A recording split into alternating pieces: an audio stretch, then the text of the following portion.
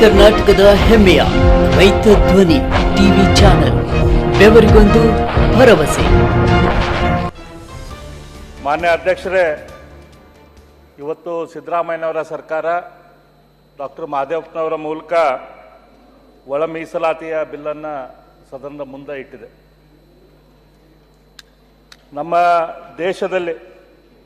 ನಮ್ಮ ದೇಶದ ದೊಡ್ಡ ಪಿಡುಗಾದ ಇದೇನು ಜಾತೀಯತೆ ಐತಿ, ಅಸ್ಪೃಶ್ಯತೆ ಏನೈತಿ, ಮೇಲೆ ಕೀಳು ಏನೈತಿ, ಇದು ಕಡಿಮೆ ಆಗಬೇಕಂತ ಹಿಂದಿನಿಂದನೂ ನಮ್ಮ ಸಮಾಜದಲ್ಲಿ ಬೇರೆ ಬೇರೆ ರೀತಿಯಿಂದ ಹೋರಾಟಗಳು ಹಾಕ್ಕೊಂತ ಬಂದಿದ್ದಾವೆ. ಬುದ್ಧ ಇದ್ರ ಸಂಬಂಧ ಪ್ರಯತ್ನ ಮಾಡಿದ್ದ, ಬಸವಾದಿ ಶರಣರು ಇದ್ರ ಬಗ್ಗೆ ಪ್ರಯತ್ನ ಮಾಡಿದ್ದರು, ಆಚಾರ್ಯರು ಇದ್ರ ಬಗ್ಗೆ ಪ್ರಯತ್ನ ಮಾಡಿದ್ದರು. ನಮಗನಿಸ್ತೈತಿ ಆಚಾರ್ಯರಂತ ಅನ್ಕೋ ಅವರು ಬ್ರಾಹ್ಮಣರಪ್ಪ, ಅವ್ರೇನು ಇದ್ರ ಬಗ್ಗೆ ಪ್ರಯತ್ನ ಮಾಡಿದ್ರು ಅಂತೇಳಿ ಅನಿಸ್ತೈತಿ. ಆದರೆ ರಾಮಾನುಜಾಚಾರ್ಯರು ಅವರು ಮುಂಜಾನೆ ಜಳಕಕ್ಕೆ ಹೋಗ್ಬೇಕಾರೆ ಮೇಲ್ಜಾತಿಯ ಒಬ್ಬ ಶಿಷ್ಯನ ಹೆಗಲ ಮೇಲೆ ಕೈ ಇಟ್ಕೊಂಡು ಹೋದ್ರೆ ಸ್ನಾನ ಮಾಡಿ ಪೂಜಾ ಮಾಡಿ ಮೇಲೆ ಬರ್ಬೇಕಾದ್ರೆ ಅಸ್ಪೃಶ್ಯ ಜಾತಿಯ ಶಿಷ್ಯನ ಹೆಗಲ ಮೇಲೆ ಕೈ ಇಟ್ಕೊಂಡು ಬರ್ತಿದ್ರು. ನಾನು ನನ್ನ ಮೇಲಿನ ಸ್ವಚ್ಛ ಮಾಡಕ್ಕೆ ಮೇಲಿನವ್ರು ನನಗೆ ಬೇಕಾತಂದ್ರೆ ನನ್ನ ಒಳಗಿಂದ ಸ್ವಚ್ಛ ಮಾಡಕ್ಕೆ ನನಗೆ ಅಸ್ಪೃಶ್ಯರ ಸಹಾಯ ಬೇಕು ಅಂತ ಹೇಳ್ತಿದ್ರು. ಇವತ್ತು ಬೆಂಗಳೂರಿನ ಸುತ್ತಮುತ್ತಲ ಕಪ್ಪು ವರ್ಣೀಯರು ಅಂತ ಹೇಳ್ತಾರೆ, ಅಥವಾ ಕಪ್ಪು ವೈಷ್ಣವರು ಅಂತ ಹೇಳ್ತಾರೆ. ಕಪ್ಪು ವೈಷ್ಣವರು ಅಂತಂದ್ರೆ ಅವರು SC ಸಮಾಜದಲ್ಲಿದ್ದಂಥವ್ರು, ವೈಷ್ಣವರಾದಂಥವ್ರು ಕಪ್ಪು ವೈಷ್ಣವರು, ಕರಿ ವೈಷ್ಣವರು. ಈ ರೀತಿ ರಾಮಾನುಜಾಚಾರ್ಯರಂಥವ್ರು ಕೂಡ ಪ್ರಯತ್ನ ಮಾಡಿದ್ರು. ಶಂಕರಾಚಾರ್ಯರು ಚಂಡಾಲನಿಗೆ ನಮಸ್ಕಾರ ಮಾಡಿದರು. ನಾವು ಮನುಷ್ಯನಲ್ಲಿ ದೇವರನ್ನು ಕಾಣಬೇಕು ಹೊರತು ಅವನ ಜಾತಿಯಲ್ಲಿ ಅಲ್ಲ ಅಂತ ಹೇಳಿದ್ರು. ಆದರೆ ಈ ಎಲ್ಲ ಮಹನೀಯರ ಪ್ರಯತ್ನ ಒಂದು ರೀತಿ ಮುಂದೆ ಹೋಗಿ ಅಲ್ಲೆಲ್ಲಿಗೆ ನಿಲ್ತಿತ್ತು. ಯಾಕಂದ್ರೆ ಅವ್ರ ಹಿಂದೆ ಬೆಂಬಲಿಗರಾಗಿ ಬಂದವರು ಆ ಪ್ರಯತ್ನವನ್ನು ಮುಂದುವರಿಸಿದ್ದಿಲ್ಲ. ಇವತ್ತು ನಾವು ಬಸವಣ್ಣನ ಫಾಲೋವರ್, ನಾವು ಲಿಂಗಾಯತರು, ನಾವು ಬಸವಣ್ಣನ ಕೆಲಸ ಅವಾಗ ಕಂಪ್ಲೀಟ್ ಮಾಡಿಬಿಟ್ಟಿದ್ವಿ. ಅಂದ್ರೆ ಬಸವಾದಿ ಶರಣರು ಇವತ್ತು ಇಡೀ ಕರ್ನಾಟಕದಲ್ಲಿ ಅಥವಾ ದೇಶದಲ್ಲಿ ಈ ರೀತಿ ಹೆಚ್ಚು ಕಡಿಮೆ ಭಾವನೆ ಇರ್ತಿದ್ದಿಲ್ಲ. ನಾವು ಬಸವಣ್ಣನ ಚಿಂತನೆಗೆ ಒಳಗಾದಿವಿ, ಆದ್ರೆ ಬಸವಣ್ಣನ ಚಿಂತನೆ ನಾವು ಮುಂದೆ ಅದನ್ನು ತೊಗೊಂಬರಲಿಲ್ಲ. ಈ ರೀತಿ ಸಮಾಜದಲ್ಲಿ ಏನು ಓರಿಕೋರೈತಿ, ಮೇಲೆ ಕೇಳೈತಿ, ಇದಕ್ಕೆ ಒಂದು ಕಾನೂನಿನ ಚೌಕಟ್ಟನ್ನು ಕೊಟ್ಟು, ಕಾನೂನಿನ ಶಕ್ತಿಯನ್ನು ಕೊಟ್ಟು, ಇವತ್ತು ಸಮಾಜದಲ್ಲಿ ಏನು ಮೇಲೈತಿ ಕೆಳಗೈತಿ, ಅಸ್ಪೃಶ್ಯತೆ ಏನೈತಿ, ಇದನ್ನು ಕಡೆಗಣಿಸುವಂಥ ಕೆಲಸಕ್ಕೆ, ಇದನ್ನು ಕಡಿಮೆ ಮಾಡುವಂಥ ಕೆಲಸಕ್ಕೆ ಅಂಬೇಡ್ಕರ್ ಅವರು ಸಂವಿಧಾನದ ಮೂಲಕ ಭಾಳ ದೊಡ್ಡ ಶಕ್ತಿಯನ್ನು ಕೊಟ್ಟರು. ಅಂಬೇಡ್ಕರ್ ಅವರು ಆ ಕೊಟ್ಟಂಥ ಶಕ್ತಿ ಆ ಸಂದರ್ಭದಲ್ಲಿ ನಮ್ಮಲ್ಲಿ ಈ ಅಸ್ಪೃಶ್ಯ ಸಮಾಜದಲ್ಲಿ ವಿಶೇಷವಾಗಿ, ಅಥವಾ ನಮ್ಮ ಇಡೀ ಭಾರತ ದೇಶದಲ್ಲಿ ಜಾತಿಗಳಲ್ಲಿ ಇಷ್ಟು ದೊಡ್ಡ ಜಾತಿಗಳ ಬಗ್ಗೆ ಕಲ್ಪನೆ ಇದ್ದಿದ್ದಿಲ್ಲ ಅವಾಗ ಅಸ್ಪೃಶ್ಯರಿಗೆ ಶಕ್ತಿ ಕೊಡಬೇಕು, ಅದ್ರ ಸಂಬಂಧ ರಿಸರ್ವೇಷನ್ ಕೊಡಬೇಕು ಅಂತ ಕೊಟ್ಟರು. ಆದರೆ ಈಗ 75 ವರ್ಷದ ಈ ನಮ್ಮ ಸ್ವಾತಂತ್ರ್ಯ ಬಂದ ನಂತರ ನಮ್ಮೆಲ್ಲರ ಅನುಭವದಲ್ಲಿ ನಮಗೆ ಗೊತ್ತಾಗೈತಿ, ಅಸ್ಪೃಶ್ಯರಲ್ಲೇ ಅಸ್ಪೃಶ್ಯರಿದ್ದಾರೆ, ಹಿಂದುಳಿದವರಲ್ಲಿನ ಅತಿ ಹಿಂದುಳಿದವರಿದ್ದಾರೆ, ಅವ್ರಿಗೂ ಕೂಡ ನ್ಯಾಯ ಸಿಗಬೇಕು ಅನ್ನುವಂಥ ವಿಚಾರ ಬರ್ತು. ಸುಮಾರು 30-35 ವರ್ಷದಿಂದ ಈ ಹೋರಾಟ ಭಾಳ ತೀವ್ರ ಆಯಿತು ಅಧ್ಯಕ್ಷ. ಯಾಕಂದ್ರೆ ಅಸ್ಪೃಶ್ಯರಲ್ಲಿ ಕೆಲವರು ಹೆಚ್ಚು ಜನ ಮುಂದೆ ಹೋದ್ರು, ಅವರು ಇನ್ನೊಂದು ಸ್ವಲ್ಪ ಮಂದಿ ಅವ್ರಿಗೆ ಏನೂ ಯಾವುದೇ ರೀತಿಯ ಅವಕಾಶ ಸಿಗಲಿಲ್ಲ, ಅವಕಾಶದಿಂದ ವಂಚಿತರಾಗಕತ್ತು. ನಮಗೂ ಕೂಡ ಅವಕಾಶ ಸಿಗಬೇಕು, ನಮಗೂ ಕೂಡ ಮೀಸಲಾತಿಯಲ್ಲಿ ಒಳ ಮೀಸಲಾತಿ ಬೇಕು ಅಂತ 30-35 ವರ್ಷದಿಂದ ಹೋರಾಟ ಶುರುವಾಯಿತು. ಅದಕ್ಕೆ ನಮ್ಮ ಅಧಿಕಾರದಲ್ಲಿರೋರಿಂದ ಎಷ್ಟು ರೀತಿ ಸಹಕಾರ ಕೊಡಬೇಕಾಯಿತು ಅಷ್ಟು ಸಹಕಾರ ಸಿಗ್ತಿದ್ದಿಲ್ಲ. ಆ ಸಂದರ್ಭದಲ್ಲಿ ನಮ್ಮ SM ಕೃಷ್ಣ ಅವರಿಂದ ಸದಾಶಿವ ಆಯೋಗವನ್ನು ಮಾಡಿದರು.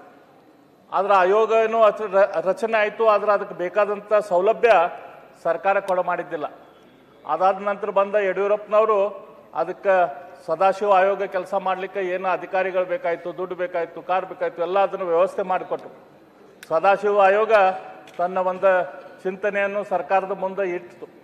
ಆದರೆ ಅದರ ನಂತರ ಬಂದಂಥ ಸಿದ್ದರಾಮಯ್ಯನವರು 13ರಿಂದ 18 ತನಕ ಅದ್ರ ಬಗ್ಗೆ ಯಾವುದೇ ರೀತಿಯ ಚಿಂತನೆಯನ್ನು ಆ ಸಂದರ್ಭದಲ್ಲಿ ಅವರಿಗೆ ಮಾಡೋಕ್ಕಾಗಿದ್ದಿಲ್ಲ. ಅದಾದ ನಂತರ ಮತ್ತೆ ನಮ್ಮ ಸರ್ಕಾರ ಏನು ಬಂತು, ನಮ್ಮ ಬೊಮ್ಮಾಯಿಯವರ ಸರ್ಕಾರ ಒಂದು ಅಭೂತಪೂರ್ವವಾದ ನಿರ್ಣಯನ ತೆಗೆದುಕೊಂತು. ಆ ಸಂದರ್ಭದಲ್ಲಿ ಭಾಳಷ್ಟು ಜನ ಅವ್ರಿಗೆ ಹೇಳಿದರು, ಇಲ್ಲ ಇದು ಒಳ ಮೀಸಲಾತಿದೆ, ಇದ್ರ ಬಗ್ಗೆ ನೀವು ವಿಚಾರ ಮಾಡಿ ಕೈ ಹೆಜ್ಜೆ ಇಡ್ರಿ ಅಂತೇಳಿ.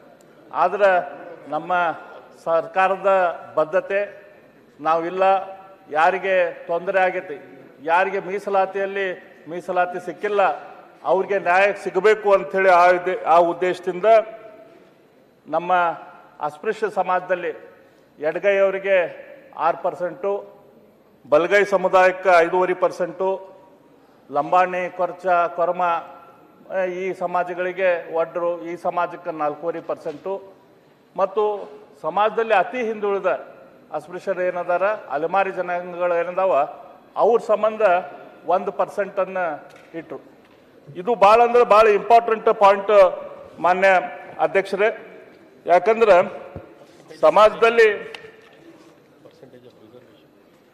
ಟೋಟಲಿ ಅದಷ್ಟಲ್ಲ SC ಸಮಾಜದ ರಿಸರ್ವೇಷನ್ ಅನ್ನು 15ರಿಂದ 17% ಏರಿಸುವಂತ ಉತ್ತಮ ಕೆಲಸ ನಮ್ಮ ಭಾರತೀಯ ಜನತಾ ಪಕ್ಷದ ಸರ್ಕಾರ, ಬೊಮ್ಮಾಯಿಯವರ ನೇತೃತ್ವದ ಸರ್ಕಾರ ಮಾಡಿದೆ. ಆ ಸಂದರ್ಭದಲ್ಲಿ ನಮ್ಮ ಮುಖ್ಯಮಂತ್ರಿಗಳೇ ಹೇಳಿದರು, ಸಿದ್ದರಾಮಯ್ಯನವರು, ಈಗಿನ ಮುಖ್ಯಮಂತ್ರಿಗಳು ಆಗಿನ ವಿರೋಧ ಪಕ್ಷದವರು, 17% ಆಗೇ ಇಲ್ಲ, ಕಾನೂನು ಪ್ರಕಾರ ಇದು ಸಾಧ್ಯನೇ ಇಲ್ಲ, ಭಾರತೀಯ ಜನತಾ ಪಾರ್ಟಿ ಇದನ್ನು ಸುಳ್ಳು ಹೇಳ್ತೈತೆ ಅಂತ ಇಡೀ ರಾಜ್ಯದ ತುಂಬ ಅವ್ರು ಪ್ರವಾಸ ಮಾಡ್ಕೊಂತ ಹೇಳಿದರು. ಆದ್ರೆ ನಾನು ಇವತ್ತು ಸ್ವಾಗತ ಮಾಡ್ತೀನಿ ಸಿದ್ದರಾಮಯ್ಯನವ್ರಿಗೆ. ಅದು 17% ಅಡಿಯಲ್ಲಿ ಇವತ್ತು ಈ ರಿಸರ್ವೇಷನ್ ಇನ್ನ ಬಿಲ್ ಬರ್ತಾ ಇದ್ದೆ. ನಾನು ಸಿದ್ದರಾಮಯ್ಯನವ್ರನ್ನ ಸ್ವಾಗತ ಮಾಡ್ತೀನಿ. ನಾನೀಗ ಸ್ವಾಗತ ಮಾಡ್ತೇನೆ. ಮುಖ್ಯಮಂತ್ರಿಗಳು ಈ ಬಿಲ್ ಅನ್ನು ತೆಗೆದುಕೊಂಡು ಬಂದಿದ್ದಾರೆ. ನಾನು ಈಲ್ಡ್ ಆಗ್ತಾ ಇಲ್ಲ. ಇಂಥ ಆರೋಪ ಏನ್ ಸಂದೇಶ ಹೋಗುತ್ತೆ? ರೆಕಾರ್ಡ್ ಕೊಡ್ತೀನಿ ಮುಖ್ಯಮಂತ್ರಿ ಉತ್ತರ ಕೊಟ್ಟಿದ್ದಾರೆ. ಅವ್ರೇನ್ ಹೇಳಿದ್ರು, ನಾನು ರೆಕಾರ್ಡ್ ಜವಾಬ್ದಾರಿ ಉತ್ತರ ಕೊಟ್ಟಿದ್ದಾರೆ. ಮುಖ್ಯಮಂತ್ರಿ ನೀವು ಆಮೇಲೆ ಕಳ್ಸಿಕೊಡ್ತೀವಿ, ಏನ್ ಬೇಕಾದ್ರೂ ಮಾತಾಡ್ಬೋದು ಸದನದಲ್ಲಿ. ಅಧ್ಯಕ್ಷರೇ, ಅಧ್ಯಕ್ಷ ಇವತ್ತು ಓಕೆ ಭಾಷಣ ಮಾಡ್ತಾವ್ರೆ ನೋಡಿ. ಬಿಲ್ 17% ಪ್ರಕಾರ ನಾವು ಸರ್ಕಾರ ಏನ್ ನಾವು ಡಿಸಿಷನ್ ತೆಗೆದುಕೊಂಡಿದ್ದೀವಿ ಅದ್ರ ಪ್ರಕಾರ ಏನು ಬಿಲ್ ಅನ್ನು ಮಾಡಿದಾರೆ ಅದನ್ನ ನಾವು ಸ್ವಾಗತ ಮಾಡ್ತೇವೆ. ಓಕೆ, ನಾವು ಬಿಲ್ ಅನ್ನ ಪ್ರೆಸೆಂಟ್ ಮಾಡಿದಾಗ ಮೀಸಲಾತಿಯನ್ನು ನಮ್ಮ ಸರ್ಕಾರ ಕೊಟ್ಟಾಗ ಮಾತಾಡ್ತೀವಿ. ನೀವು ಸರ್ ನೀವು ಮಾತಾಡೋದು ಕೇಳಕ್ ಕೊಡ್ಲಿಲ್ಲ ಅಂದ್ರೆ ನೀವು ರೆಕಾರ್ಡ್ ಏನ್ ನಾವು ಮಾತಾಡಕ್ ಎಲ್ಲದಕ್ಕೂ ನಡು ಮಾತಾಡಕತ್ತರ. ಒಂದ್ ನಿಮಿಷ ಫ್ಲೋ ಕಟ್ ಮಾಡ್ಬಿಟ್ರಿ ದಯಮಾಡಿ ಮಾತಾಡಕ್ ಅವಕಾಶ ಕೊಡಿ. ಪ್ರಾಬ್ಲಮ್ ಇದೆ ಈ ಬಿಲ್ ಆ ಬಿಲ್ಗೂ ಈ ಬಿಲ್ ಕನೆಕ್ಟೆಡ್ ಇದೆ, ಅದಕ್ಕೆ ಹೇಳ್ತಾ ಇದ್ದೇನೆ. ಇದು ಸಾವಿರಾರು ವರ್ಷಗಳ ಇತಿಹಾಸ, ಒಂದಕ್ಕೊಂದು ಕನೆಕ್ಷನ್ ಅದಾವ. ಓಕೆ, ನಮ್ಮ ಸರ್ಕಾರ ಆ ಮೀಸಲಾತಿ ಬಿಲ್ ಅಂತ ತೆಗೆದುಕೊಂಡು ಬಂದಾಗ ಅತಿ ಹಿಂದುಳಿದ ವರ್ಗಗಳಿಗೆ 1% ಅನ್ನ ಕೊಟ್ಟಿದ್ರು. ಯಾಕೆ 1% ಅನ್ನು ಕೊಟ್ಟರು? ಮಾನ್ಯ ಅಧ್ಯಕ್ಷರೇ, ಒಂದು ಕೆಂಪು ಮಾರಿದೆ ಅಂತ ಹೇಳಿ ಒಂದು ಸಮಾಜ ಐತಿ, SC ಸಮಾಜ. ಇಡೀ ರಾಜ್ಯದಲ್ಲಿ ಅವ್ರ ಜನಸಂಖ್ಯೆ ಎಷ್ಟು? ಕೇವಲ 6 ಜನ, ಕೇವಲ 6 ಜನ. ಇನ್ನೊಂದು ಸಮಾಜ ಐತಿ ಕೊಲುಪುಲು ವಂಡುಲು ಅಂತ ಹೇಳಿ 18 ಜನ. ಇಡೀ ರಾಜ್ಯದಲ್ಲಿ ಅವರಿರೋರು 18 ಜನ. ಮಾಲ ಹನ್ನಾನಿ ಅಂತ ಹೇಳಿ ಇನ್ನೊಂದು ಸಮಾಜ ಐತಿ.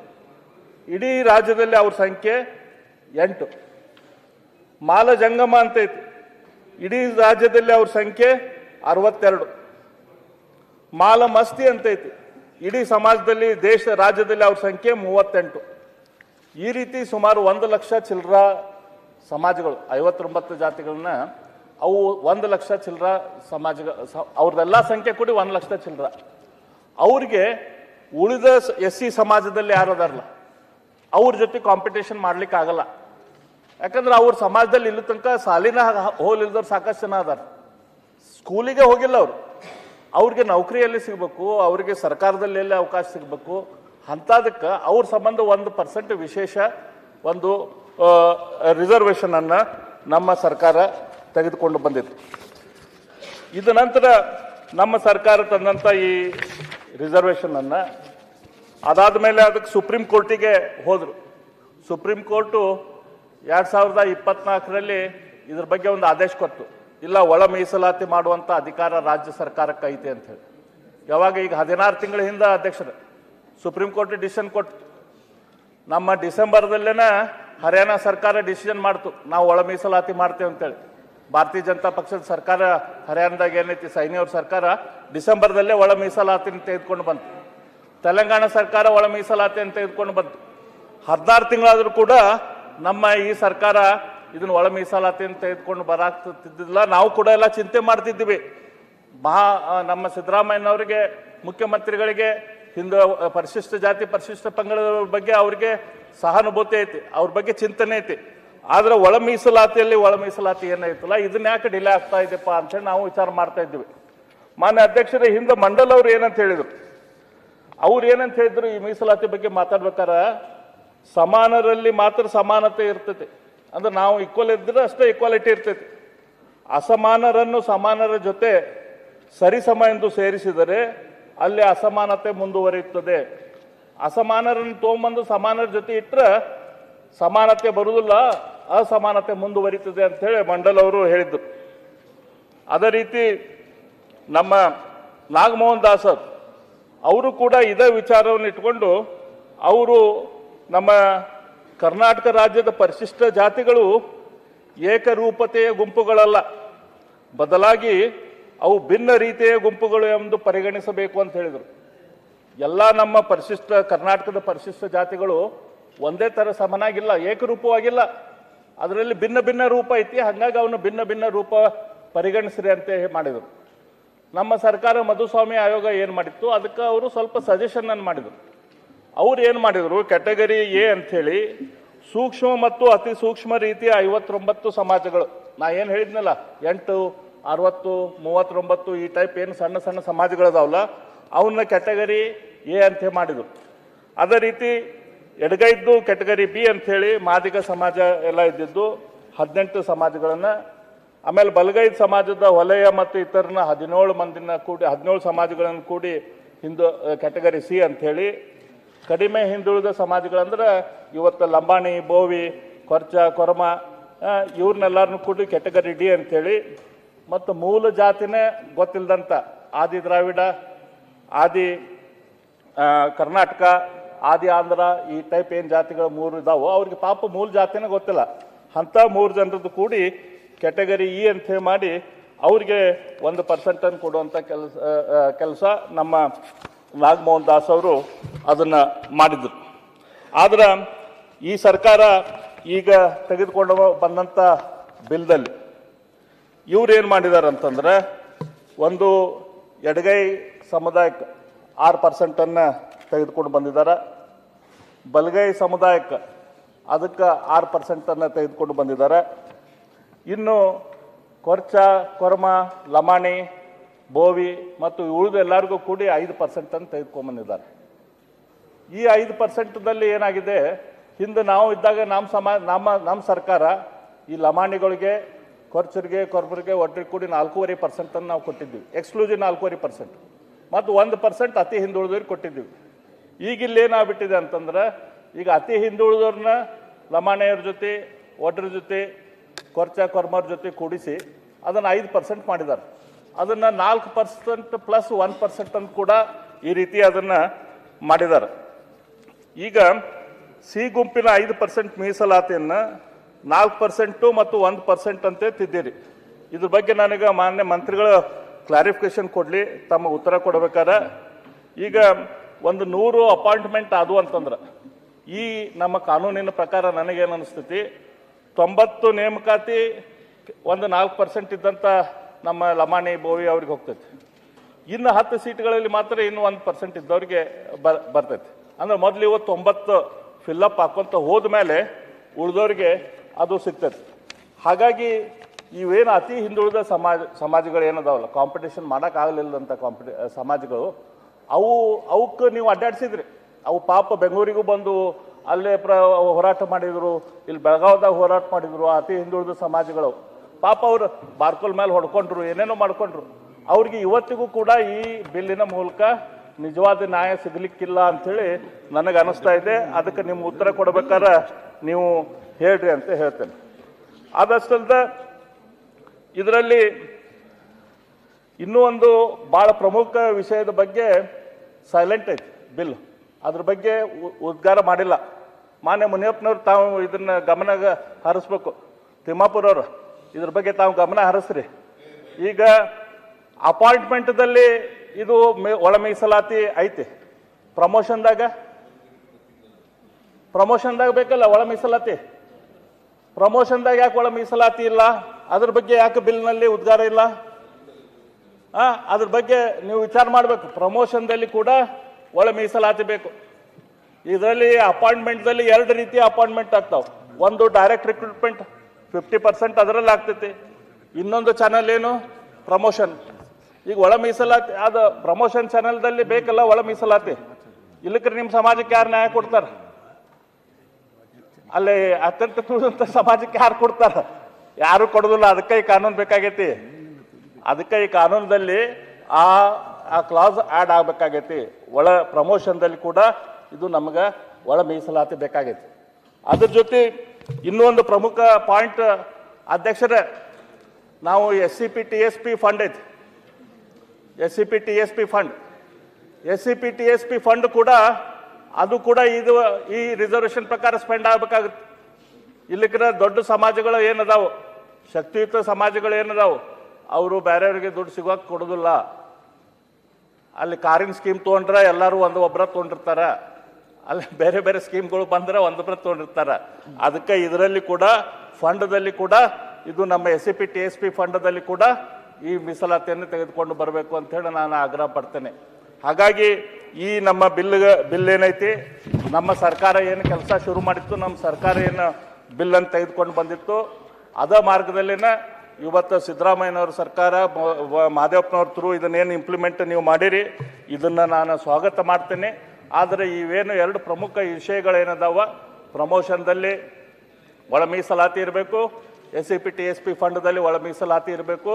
ಅಷ್ಟಲ್ದ ಈ ಅತಿ ಚಿಕ್ಕ ಸಮುದಾಯಗಳು, ಸೂಕ್ಷ್ಮ ಸಮುದಾಯಗಳು ಏನದಾವು, ಅವಕ್ಕೆ ಏನು ಅನ್ಯಾಯ ಆಗತೈತಿ ಈ ಕಾನೂನಿನ ಮೂಲಕ, ಆ ಕಾನೂನಿನ ಮೂಲಕ ಅವ್ರಿಗೆ ಅನ್ಯಾಯ ಆಗದಂಗೆ ನೋಡ್ಕೊಳ್ಳುವಂಥ ಜವಾಬ್ದಾರಿ ಸರ್ಕಾರದ ಮೇಲೆ ಇದೆ ಅಂತ ನಾನು ಇನ್ನೊಮ್ಮೆ ಈ ಸಂದರ್ಭದಲ್ಲಿ ಹೇಳಿ, ಮತ್ತೊಮ್ಮೆ ಈ ಕೆಲಸದಲ್ಲಿ ಭಾರತೀಯ ಜನತಾ ಪಕ್ಷ ಏನು ಜೇನುಗೂಡಿಗೆ ಕೈ ಹಾಕಿದ್ರಂತ ಎಲ್ಲರೂ ಹೇಳಿದ್ರು.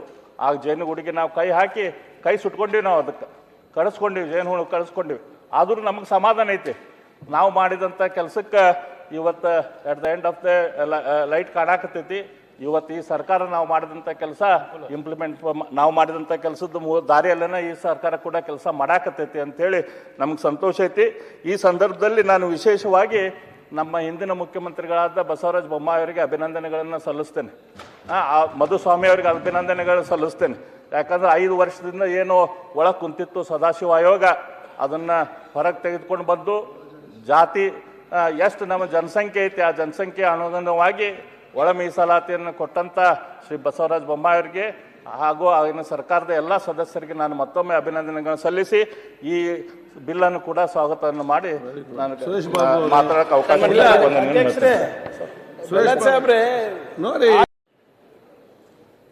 ಬಿಲ್ ಬರ್ತಾ ಇದ್ದೆ. ನಾನು ಸಿದ್ದರಾಮಯ್ಯನವ್ರನ್ನ ಸ್ವಾಗತ ಮಾಡ್ತೇನೆ. ಈ ಥರ ಹೇಳೇ ಇಲ್ಲ. ಎಸ್ಸಿಗೆ 17%, STಗೆ 7%. ಇದಕ್ಕೆ ವಿರುದ್ಧವಾಗಿ ನಾನು ಹೇಳೇ ಇಲ್ಲ. ನೀವು ತಪ್ಪು ಮಾಹಿತಿನ ಕೊಡಬಾರ್ದು. ಹಂಗೆಲ್ಲ ಎಲ್ಲಿ ಹೇಳಿದ್ದೀನಿ? ಎವಿಡೆನ್ಸ್ ಕೊಡ್ತೀರಾ? ನೀವು ವಿರೋಧವಾಗಿ ಹೇಳಿಲ್ಲ. 15ರಿಂದ 17% ಮಾಡೋದ್ರ ವಿರೋಧವಾಗಿ ಹೇಳಿಲ್ಲ. ಮಾನ್ಯ ಅಧ್ಯಕ್ಷರೇ, ಆದ್ರೆ ಇದು ಕಾನೂನು ಪ್ರಕಾರ ಆಗಿಲ್ಲ ಅಂತ ಹೇಳಿದ್ರು. ಮಾನ್ಯ ಅಧ್ಯಕ್ಷರೇ, ಜನಸಂಖ್ಯೆಗೆ ಅನುಗುಣವಾಗಿ ಮೀಸಲಾತಿ ಇರಬೇಕು, ಇದು ಜಾರಿಗೆ ತರಲಿಕ್ಕೆ ಆಗಲ್ಲ ಅಂತ ಹೇಳಿ ಜಾತಿ ಪರಿಶಿಷ್ಟ ವರ್ಗದವರಿಗೆ ನಾನು ಕೂಡ ಹೋರಾಟ ಮಾಡಿದ್ದೇನೆ. ಈಗಲೂ ಕೂಡ ಒಪ್ಕೊಂಡಿದ್ದೇನೆ. ಅವತ್ತು ಕೂಡ ಒಪ್ಕೊಂಡಿದ್ದೆ, ಇವತ್ತು ಕೂಡ ಒಪ್ಕೊಂಡಿದ್ದೇನೆ. ಯಾವತ್ತು ಕೂಡ ಪರಿಶಿಷ್ಟ ಜಾತಿಯವರಿಗೆ, ಪರಿಶಿಷ್ಟ ವರ್ಗದವರಿಗೆ ಅವರ ಜನಸಂಖ್ಯೆ ವಿರೋಧ ಮಾಡಿಲ್ಲ ಅಂತ ಹೇಳಿದ್ದೀನಿ. ಅಲ್ಲಿ ಕೂತ್ಕೊಂಡು ಮಾತಾಡಬೇಡಿ. ಅದಕ್ಕೆ ವಿರುದ್ಧವಾಗಿ ಹೇಳಿಲ್ಲ. ಬೆಲ್ಲದವರು ಸುಳ್ಳು ಹೇಳ್ತಾ ಇದ್ದಾರೆ. ಸುಳ್ಳನ್ನ ಈ ತರ ವಿರೋಧ ಪಕ್ಷದ ನಾಯಕರು ಹಿಂಗೆ ಹೇಳ್ಬಿಟ್ರು. ಹಂಗೆ ಎಲ್ಲಿ ಹೇಳಿದ್ದೀನಿ? ತೋರ್ಸಪ್ಪ. ತಾವು ಕುತ್ಕೊಂಡ್ರೆ ಮಾತಾಡ್ತೀನಿ. ಎಲ್ಲಿ ಕೂತ್ಕೊಳ್ರಿ ಪ್ಲೀಸ್, ದಯಮಾಡಿ ಸುಳ್ಳು ಹೇಳಬಾರ್ದು. ಎಲ್ಲಿ ತೋರಿಸಿ ನೋಡೋಣ. ತೋರಿಸಿ, ಎಲ್ಲರೂ ಹೇಳಿರೋದು ನನಗೆ ತೋರಿಸ್ರಿ. ಹಿಂಗೆ ಈಗ ಹೇಳಿದ್ದೀರ, ಮಾತಾಡೋದಲ್ಲ, ಹುಡುಕಿ ಕೊಡ್ತಾರೆ ಬಿಡಿ ಸರ್. ಅಶ್ವಥ್ ನಾರಾಯಣ್ ನಿಮ್ಗೆ ಹೇಳ್ತಾ ಇಲ್ಲ, ಕೂತ್ಕೊಳ್ಳಿ. ಅವ್ರು ಹೇಳ್ತಾ ಇರೋದು ಸುಳ್ಳು ಹೇಳಿರೋದು ಏನಿಲ್ಲ. 15ರಿಂದ 17 ಮಾಡಿದಾಗ ಇದು ಅನುಪಾತ ಗಟ್ಟಿ ಎಲ್ಲ ಸುಳ್ಳು ಹೇಳೋದು ಅನ್ನೋದು ಯಾರಿಗೆ ಅನುಪಾತ ತರಲ್ಲ ಗಟ್ಟಿ ಅಲ್ಲ. ಈ ರೀತಿ ಹೇಳಿಕೆಯನ್ನು ಅವ್ರು ಕೊಟ್ಟಿದ್ದಾರೆ. ಇವರೇನು ಹೇಳೋದು ಅಂತ ಹೇಳೋದಿಲ್ಲ. ನಾನು ಸನ್ಮಾನ್ಯ ಸಿದ್ದರಾಮಯ್ಯ ಅವ್ರ ಸರ್ಕಾರದಲ್ಲಿ ಪರಿಶಿಷ್ಟ ಜಾತಿಯವರು ಸರ್ಕಾರದಲ್ಲಿ ಮಾಡಿದ್ದೀವಿ. 17% ಇದ್ದಾರೆ. ಇನ್ಫ್ಯಾಕ್ಟ್ ನಾಗಮೋಹನ್ ದಾಸ್ ಹತ್ರ ಹೋಗಿ ಹೇಳಿದವರು ನಾವೇನೆ. 17-7 ಮಾಡಿ ಅಂತೇಳಿ ಹೇಳಿದವರು ನಾವೇನೆ. ಸರ್ಕಾರದಲ್ಲೇ ಮಾಡಬಹುದಿತ್ತಲ್ಲ, ಯಾಕೆ ಮಾಡಿರ್ಲಿಲ್ಲ? ಆಯ್ತು, ಈಗ ಚರ್ಚೆ ಅಲ್ಲ, ಸರ್ಕಾರದಲ್ಲಿ ಮಾಡಿರ್ಲಿಲ್ಲ. ನೀವ್ ಯಾಕೆ ಮಾಡಿರ್ಲಿಲ್ಲ? ನಾವು ಮಾಡಿದ್ದು. ಪರಿಶಿಷ್ಟ ಜಾತಿಯವರಿಗೆ ಪರಿಶಿಷ್ಟ ವರ್ಗದವರಿಗೆ ರಿಸರ್ವೇಶನ್ ವಿರುದ್ಧವಾಗಿದ್ದೀವಿ ಅಂತಕ್ಕಂಥ ಮಾಹಿತಿ ಹೋಗ್ಲಿ ಅಂತ ವಿರುದ್ಧ ಅಂತ ಏನು ಹೇಳಿಲ್ಲ ಸರ್, ಹೇಳ್ತಾ ವಿರುದ್ಧ ಅಂತ ಏನು ಹೇಳಿಲ್ಲ ಇದ್ದಾರೆ. It is not correct. ನಾನು ಯಾವಾಗಲೂ ಕೂಡ ಪರಿಶಿಷ್ಟ ಜಾತಿಯವರಿಗೆ ಅವರ ಜನಸಂಖ್ಯೆಗೆ ಅನುಗುಣವಾಗಿ ಮೀಸಲಾತಿ ಇರಬೇಕು, ಪರಿಶಿಷ್ಟ ವರ್ಗದವರಿಗೆ ಅವರ ಜನಸಂಖ್ಯೆಗೆ ಅನುಗುಣವಾಗಿ ಮೀಸಲಾತಿ ಇರಬೇಕು. ಇವತ್ತೂ ಕೂಡ ಹೇಳ್ತೇನೆ, ನಾಳೆನೂ ಕೂಡ ಹೇಳ್ತೇನೆ. ನಾನು ಮೀಸಲಾತಿ 50% ಅವರಿಗೆ ನ್ಯಾಯ ಕೊಡಿ ಅನ್ನೋ ಮಾತನ್ನು ಹೇಳ್ತಾರೆ. ಮಾನ್ಯ ಅಧ್ಯಕ್ಷರೇ, ಮುಖ್ಯಮಂತ್ರಿ ಒಂದು ನಿಮಿಷ ನಾನು ಮಾತಾಡ್ತೀನಿ. ಮಾನ್ಯ ಅಧ್ಯಕ್ಷರೇ, ಮಾತಾಡ್ರಿ. ಇಲ್ಲ ಸರ್, ನಾ ಮಾತಾಡೋದು ಇಲ್ಲ ದಯಮಾಡಿ ನನ್ನ ಪ್ರಶ್ನೆಗೆ ಮಾನ್ಯ ಸಿಗಲಿಲ್ಲ ಮುಖ್ಯಮಂತ್ರಿಗಳಿಂದ. ಮಾನ್ಯ ಮುಖ್ಯಮಂತ್ರಿಗಳು ನಾ ಮಾತಾಡ್ಬೇಕಾದ್ರೆ ನನ್ನ ಪ್ರಶ್ನೆಗೆ ಉತ್ತರ ಕೊಡಲಿಲ್ಲ. 10% ಯಾಕೆ ವಿರೋಧ ಮಾಡ್ತಾ ಇದ್ದೀರಾ? ನೀನು ಸುಳ್ಳು ಹೇಳ್ತಾ ಇದೀಯಾ? ಬಗ್ಗೆ ಇಟ್ಟಾಕ ದ್ವೇಷ ಇದೆ. ಬೆಲ್ಲದ ನೀವು ಸುಳ್ಳು ಹೇಳ್ತಾ ಇದೀಯಾ ಅಂತ ನನಗೆ ಹೇಳಿದ್ರು. ನನಗೆ ಮಾನ್ಯ ಮುಖ್ಯಮಂತ್ರಿಗಳ ನಿಲುವು, ಅವ್ರ ತತ್ವ, ಅವ್ರ ಸಿದ್ಧಾಂತ, ಅದ್ರ ಬಗ್ಗೆ ನನಗೆ ಸಾಕಷ್ಟು ವಿಷಯದಲ್ಲಿ ಅವ್ರ ಬಗ್ಗೆ ನನಗೆ ಭೇದ ಇದೆ. ಆದರೆ ವೈಯಕ್ತಿಕವಾಗಿ ನನಗೆ ಅಪಾರವಾಗಿ ಅವ್ರ ಬಗ್ಗೆ ಗೌರವ ಇದೆ. ಅವರು ಏನು ತತ್ವ ಸಿದ್ಧಾಂತ ನನಗೆ ವಿರೋಧ ಆಗಿದ್ದು ಅದಾವು, ಆದರೆ ಅವ್ರಿಗೇನು ಅದ್ರ ಬಗ್ಗೆ ಬದ್ಧತೆ ಐತಲ್ಲ, ನಾನು ಎಷ್ಟೋ ಸತ್ಯ ಮೆಚ್ಕೊತೇನೆ. ಹೌದಪ್ಪ, ಅವ್ರಿಗೆ ನಮಗೆ ಬೇಡಾಗಿರ್ತೈತಿ, ಒಂದು ಅಲ್ಪಸಂಖ್ಯಾತರು ಅವ್ರೇನು ಓಲೈಸ್ತಾರೋ ನಮಗೆ ಸೇರೋದಿಲ್ಲ, ಮೈ ಎಲ್ಲ ಉರಿತೈತಿ. ಆದರೂ ಕೂಡ ಅವ್ರು ಯಾವ ರೀತಿ ಗಟ್ಟಿಯಾಗಿ ಓಲೈಸ್ತಾರಲ್ಲ, ನನಗನ್ನಿಸ್ತೈತಿ ಹೌದಪ್ಪ, ಲೀಡರ್ ಐತಲ್ಲ ಇದ್ರೆ ಈ ಟೈಪ್ ತನಗೆ ಬೇಕಾಗಿದ್ದ ವಿಷಯಕ್ಕೆ ಹಿಂಗಿರ್ಬೇಕಂತ ಹೇಳಿ ಅವ್ರ ಬಗ್ಗೆ ನನಗೆ ಅವ್ರು ಅಲ್ಪಸಂಖ್ಯಾತರನ್ನ ಓಲೈಸ್ತಾರ ಅದೆಲ್ಲ ವಿಷಯ ಐತಲ್ಲ, ಅದ್ರ ಬಗ್ಗೆ ಮನಸ್ಸಿರ್ಲಿಲ್ಲ ಅಂದ್ರೂ ಕೂಡ ನನಗೆ ಅವರ ಲೀಡರ್ಶಿಪ್ ಸ್ಟೈಲ್ ಬಗ್ಗೆ ಗೌರವ ಐತಿ. ಹಾಗಾಗಿ ಅವ್ರಿಗೆ ತೇಜೋವಧೆ ಮಾಡುವಂಥ ಕೆಲಸ ನಾನು ಯಾವಾಗೂ ಮಾಡೋಕೆ ಹಿಂದೆ ಹೋಗಿಲ್ಲ, ಮುಂದೂ ಮಾಡೋದಿಲ್ಲ. ಅವ್ರ ಬಗ್ಗೆ ಗೌರವ ಐತಿ. ಈಗ ಆಲ್ರೆಡಿ ನಾನು ಸುಳ್ಳು ಹೇಳಿದ್ದೇನೆ ಅಂಥೇಳಿ ಮಾನ್ಯ ಮುಖ್ಯಮಂತ್ರಿಗಳು ಹೇಳಿದರು. ಇವತ್ತು 12ನೇ ತಾರೀಕು 14ನೇ ತಾರೀಕು ಫೆಬ್ರವರಿ 2023ರಂದು ಸದನದಲ್ಲಿ ನಡೆದಂಥ ಅಧಿವೇಶನದ ಚರ್ಚೆ, ಅಶೋಕ್ ಅವರಿಗೆ ಕೊಟ್ಟಂತ ರಿಪ್ಲೈದಲ್ಲಿ ಮಾನ್ಯ ಮುಖ್ಯಮಂತ್ರಿಗಳು ಹೇಳಿದ್ದಾರೆ, ಮಾನ್ಯ ಮುಖ್ಯಮಂತ್ರಿಗಳು ಒಪ್ಕೊಂಡಿದ್ದಾರೆ. ಈಗ ನಾನೇನು ಹೇಳಿದ್ದೆ ಅದ ವಿಷಯ ಹೇಳಿದ್ದಾರೆ. ಅದಷ್ಟೇ ಅಲ್ಲ, 2ನೇ ಏಪ್ರಿಲ್ 2023ರಲ್ಲಿ ಆಲ್ರೆಡಿ ಎಲೆಕ್ಷನ್ ಅನೌನ್ಸ್ ಆಗಿತ್ತು. ಎಲೆಕ್ಷನ್ ಕಮಿಷನ್ ನಮ್ಮ ರಾಜ್ಯದಲ್ಲಿ ಅವ್ರು ಬಂದಿದ್ರು. ಅವಾಗ ಎಲೆಕ್ಷನ್ ಭಾಷಣದಲ್ಲಿ ಕೂಡ ನನ್ನ ಕಡೆ ಕ್ಲಿಪ್ ತೊಗೊಂಬಂದೇನೆ, ವಿಡಿಯೋ ಕ್ಲಿಪ್ ತೊಗೊಂಬಂದೇನೆ, ನಾನು ನಿಮ್ಗೆ ಕೊಟ್ಟು ಕಳಿಸ್ತೇನೆ. ಮಾನ್ಯ ಮುಖ್ಯಮಂತ್ರಿಗಳು ತಮ್ಮ ಭಾಷಣದಲ್ಲಿ ಇದನ್ನ ಹೇಳಿದ್ದಾರೆ, ಇವರು ಬಿಜೆಪಿಯವರು ತಪ್ಪು ದಾರಿಗೆ ಎಳಿತಾ ಇದ್ದಾರೆ, ಇವರು 17% ಕೊಡ್ತಾ ಇಲ್ಲ, ಮೂಗಿಗೆ ತುಪ್ಪ ಹಚ್ಚುವಂತ ಕೆಲಸ ಮಾಡ್ತಿದ್ದಾರೆ, ಇದು ಕೊಡ್ಲಿಕ್ಕೆ ಸಾಧ್ಯ ಇಲ್ಲ ಅಂತ ಹೇಳಿದ್ದಾರೆ. ಇದೇ ವಿಷಯ ನಾ ಹೇಳಿದ್ದೇನೆ. ಮಾನ್ಯ ಮುಖ್ಯಮಂತ್ರಿಗಳು ನಾ ಸುಳ್ಳು ಹೇಳಿದ್ದೇನಂತೆ ನನ್ನ ಮೇಲೆ ಹೇಳಿದ್ದಾರೆ. ದಯಮಾಡಿ ನಾನು ವಿನಂತಿ ಮಾಡ್ಕೊತೇನೆ, ಮಾನ್ಯ ಮುಖ್ಯಮಂತ್ರಿಗಳ ಈ ಮಾತನ್ನು ತಾವು ವಾಪಸ್ ತಕ್ಕೋರಿ, ಈ ಮಾತನ್ನು ವಾಪಸ್ ತಕ್ಕೋರಿ. ಇದು ಈ ವಿಷಯ ಕೂಡ ಅದ್ರ ಬಗ್ಗೆ ಮಾನ್ಯ ಮುಖ್ಯಮಂತ್ರಿಗಳಿಗೆ ನೆನಪು ಮಾಡಿ ಕೊಡ್ತಾ ಇದ್ದೇನೆ. ಅವ್ರಿಗೆ ನೆನಪಿರಾಕಿಲ್ಲ, ಈ ವಿಷಯ ಅವ್ರಿಗೆ ನೆನಪು ಮಾಡಿ ಕೊಡ್ತಾ ಇದ್ದೇನೆ. ಹಿಂದೆ ಇದನ್ನ ಹೇಳಿದ್ದಾರೆ.